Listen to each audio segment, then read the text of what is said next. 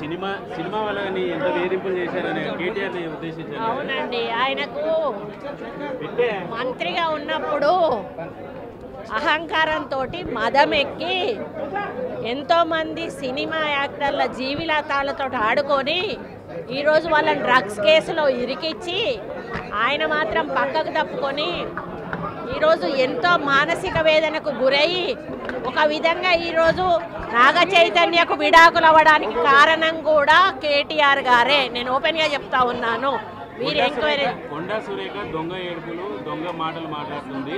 గతంలో phone tapping సంబంధించి హీరోయిన్ల ప్రస్తావన మాట్లాడారు కదా, అప్పుడు ఆమె మహిళ కాదా? అప్పుడు ఆ మనోభావాలు దెబ్బతిన్నట్టు ఎందుకు మాట్లాడలేదు? ఆ రోజు కూడా మాట్లాడినా ఫోన్ ట్యాపింగ్లు చేశారు అనేటువంటి విషయంలో కూడా నేను మాట్లాడినా. ఆయన వినకపోతే ఉంది అని చెప్పి వాళ్ళ మనోభావాలు దెబ్బతీశారంటున్నాడు. ఫోన్ ట్యాపింగ్ అవును చేసింది ఎవరు? మీరే కదా. మీరు చేయడం అనేది తప్పు అని చెప్పి మేము బహిర్గతం చేశాం కానీ పేర్లు చెప్పలేదు కదా. ఈ రోజు నేను చెప్తా ఉన్నా కదా, నాగ చైతన్య సామంత్య విడిపోవడానికి కారణం కేటీఆరే.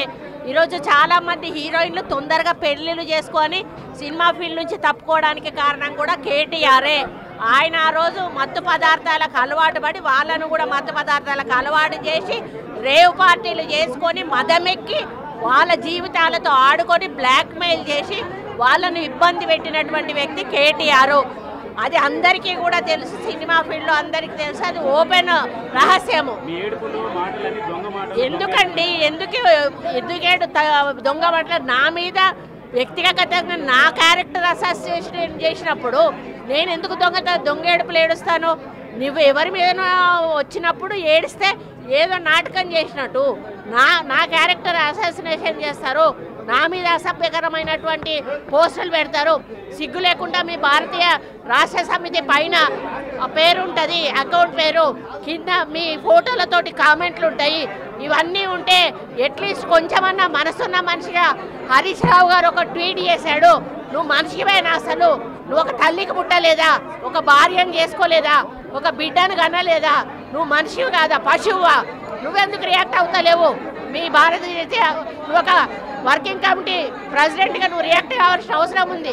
అకౌంట్ మాది కాదని చెప్పాల్సిన అవసరం ఉంది. వాళ్ళ మీద చర్యలు తీసుకోమని చెప్పాల్సిన అవసరం ఉంది.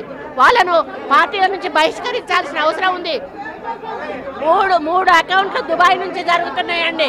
3 అకౌంట్ ఇక్కడి నుంచి జరుగుతూ ఉన్నాయి. ఇది కొత్త కాదు.